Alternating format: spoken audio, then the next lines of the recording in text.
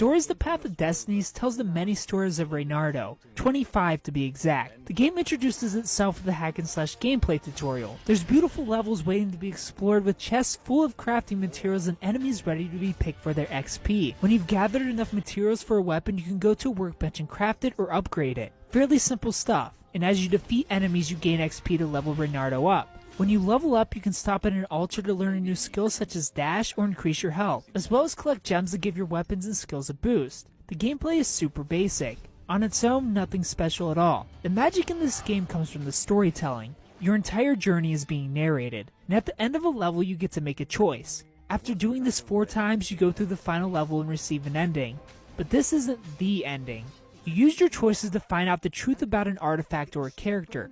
The pages flip backwards and the story starts again. Take your choices and strategically make other choices to uncover the truth about something else.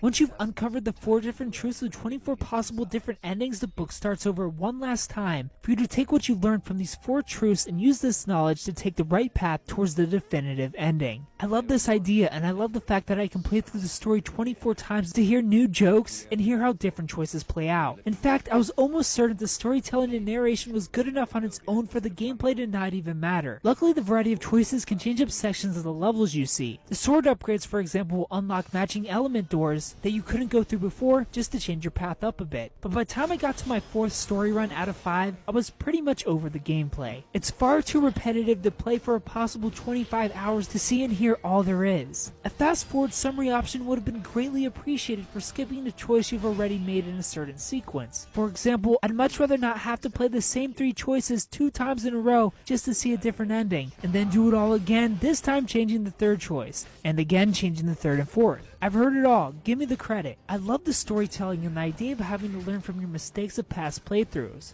But ultimately, there isn't enough in the gameplay department to keep me hooked long enough to see it all. I give Stories The Path of Destinies a 7.5 out of 10.